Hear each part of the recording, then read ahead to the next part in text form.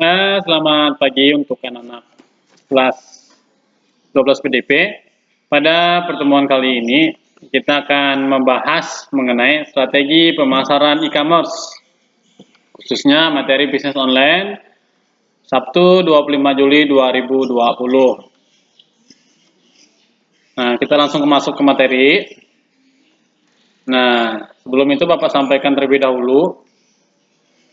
Ada beberapa hal yang harus saya sampaikan. Pertama, absensinya siswa-siswi wajib bisa mengisinya atau login di aplikasi untuk Zoho-nya itu untuk mengisi absensi kamu, karena jika kamu membuka e-learning otomatis kamu juga akan membuka salah satunya namanya itu ada Zoho, linknya udah Bapak share-kan biasanya, cuma siswa-siswi ini kebanyakan tidak mengisinya. Kemudian tugasnya jangan lupa dikerjakan kemudian dikumpulkan ya. Baik, seperti pada pertemuan kita hari ini kita akan bahas beberapa hal khususnya di bisnis online. Yang pertama, kita akan bahas salah satunya strategi pemasaran. Ya, ada 4 faktor utama yang menyebabkan terjadinya perubahan atau strategi pemasaran dalam e-commerce. Nah, apa itu e-commerce?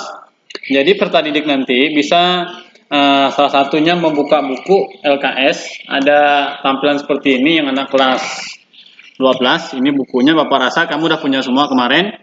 Nah, kemudian untuk materi kita nanti kamu bisa lihat itu halaman 16. LKS-nya buka buku halaman 16-nya, dipelajari di rumah seperti apa nantinya. Kemudian Bapak sampaikan juga, Bapak minta maaf ketika beberapa materi itu nggak Bapak jelaskan secara detail. Itu artinya materi itu harus kamu pahami sendiri nantinya. Nanti ketika kamu kurang paham, kamu bisa datang ke sekolah, sampaikan atau temui Bapak Ibu guru yang bersangkutan. Ya. Nah, kita kembali ke materi. Yang pertama nanti siswa-siswi itu silahkan komen atau kasih saran seperti apa nanti kebijakannya biar kita sama-sama enak serana untuk belajar ya. Nah, yang pertama dari 4 komponen pemasaran yaitu ada daur hidup produk, artinya prosesnya itu berkelanjutan, ya, terus menerus dikembangkan, bahkan dibenahi, kemudian atau ditata ulang produknya sebagus mungkin agar konsumen itu bisa tertarik. Nah, kemudian yang kedua, posisi persaingan perusahaan yang di pasar yang memanfaatkan e-commerce itu seperti apa. Nah, nanti siswa-siswi itu harus melihat seperti apa prospeknya di pasar. Ya, e-commerce yang baik itu seperti apa, yang digunakan masyarakat atau tokoh-tokoh atau swalayan menggunakan e-commerce seperti apa, nanti bisa kamu pelajari. Ya, sering kamu lihat seperti apa biasa bentuk persaingannya, baik produk maupun karyawannya maupun kebijakan, pelayanan dan segala macamnya. Kemudian situasi ekonomi. Nah, ini akan Bapak jelaskan singkat sedikit. Karena situasi ekonomi pada saat musim seperti ini itu bisa berpengaruh besar bagi perusahaan atau lembaga yang melakukan transaksinya, baik dia bersifat regional, bilateral, multilateral maupun antar negara dan sejenisnya, maupun di dalam satu negara, ya, ataupun di suatu wilayah. Itu bisa berpengaruh, apalagi suasana musim pandemi seperti ini dikarenakan COVID-19 kemarin, maka salah satunya itu bisa berpengaruh bagi situasi ekonomi perusahaan atau lembaga. Kemudian yang keempat, penggunaan media online. Artinya pemasaran dipengaruhi ada 4 faktor itu, salah satunya paling penting juga itu ada di nomor 4. Penggunaan media online ini seperti apa? Baik marketingnya maupun dia strategi pemasarannya, cara menarik minat masyarakat untuk membeli produk tersebut. Nah, kemudian media yang digunakannya juga itu baik dia media online, itu artinya dia harus mempunyai website, e-commerce seperti apa nantinya. Nah, contohnya kalau di blogger, contoh simpel aja, nanti produknya kamu sampaikan seperti apa, pemilihan produknya, jenisnya, harganya, bahkan tampilannya seperti apa juga berpengaruh. Nah, kemudian strategi pemasaran berdasarkan kebutuhan, artinya kamu memerlukan produk tersebut. Nah, kemudian merangsang kebutuhan primer, ya, artinya dengan menambahkan jumlah pemakainya. Nah, kemudian merangsang kebutuhan primer dengan memperhatikan atau besar tingkatnya pembelian atau volume penjualan seperti apa. Apakah ada berkelanjutan dengan produk tersebut atau tidak. Kemudian merangsang kebutuhan selektif, artinya kamu bisa memilih produk mana sesuai dengan kebutuhan kamu. Artinya produk itu memenuhi kebutuhan kamu, Kemudian kamu bisa memilihnya mana yang lebih efektif atau efisien akan kamu gunakan. Nah, kemudian merasang kebutuhan selektif itu artinya juga sama, cuman dia menjaring pelanggan yang baru. Itu artinya produk itu bisa menarik minat masyarakat yang belum pernah melihatnya. Nah, itu artinya produk baru. Kemudian konsumen itu bisa tertarik karena variannya, modelnya, mereknya, bentuknya, bahkan hal-hal yang belum pernah kamu lihat. Artinya bukan media online ataupun brosur, cuma tampilan kemasannya yang sering kamu lihat dipasarkan seperti apa di media online-nya. Kemudian berikutnya, nah, strategi pemasaran itu berdasarkan media yang digunakan. Nah, yang pertama itu kamu harus ingat keaslian lalu itu informasi seperti apa. Itu artinya produk tersebut benar-benar mereknya kualitasnya seperti apa. Nah, kemudian optimalisasi Google Map itu artinya dia bisa melihat peta di mana peletakannya, tempatnya, keadaannya seperti apa. Kemudian nomor 3, kampanye pay per to click itu artinya di mana kamu bisa menjual produk kamu secara banyak, nggak cuma satu produk aja, ya. Kemudian promosi di media sosial, ini kemungkinan harus kamu lakukan. Kalau kamu punya produk, punya barang, artinya produk itu bisa digunakan masyarakat banyak, kamu promosikan medianya seperti WA, Instagram kamu, Facebook, Twitter, bahkan yang lain-lainnya. Nah, kemudian yang kelima, penggunaan blogger atau blog. Ini kemarin siswa-siswi di anak kelas sebelumnya itu sudah dipelajari juga pembuatannya seperti apa. Cuma Bapak kurang paham juga, artinya siswa-siswi itu paham membuatnya atau cuma buatnya doang. Artinya kamu belum bisa menggunakan blogger secara optimal atau efisien. Kemudian penggunaan video marketing itu artinya kamu bisa melihat video itu menarik perhatian kamu atau tidak. Nah, tampilan produknya, iklannya biasanya kan. Kemudian surat kabar digital itu artinya surat itu bukan bersifatnya digital, bukan gitu artinya. Itu diibaratkan surat kabar digital itu dia mengikuti informasi perkembangan zaman. Kemudian cara penyampaiannya juga harus seperti apa? Faxmail kah?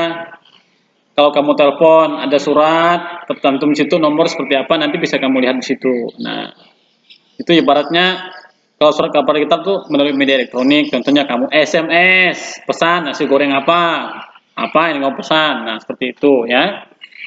Kemudian e-commerce marketing itu dapat mengoptimalkan penjualan pada website e-commerce. Nah, salah satunya itu yang digunakan newsletter, artinya melalui media surat seperti apa, konten website kah, seperti apa ibaratnya itu ya. Nah, kalau di sini dia menggunakan satu fungsi strategi yang dinilai cukup ampuh seperti newsletter, artinya media berita seperti apa, seperti itu. Kemudian pentingnya untuk mendorong suksesnya di kamu ataupun produk yang lainnya, artinya konsumennya itu sendiri meningkatkan traffic websitenya seperti apa. Contohnya itu ketika kamu YouTube, lihat produk biasanya nanti kamu bisa like atau komen produk ini bagus atau tidaknya menurut pendapat kamu. Nah, kemudian berikutnya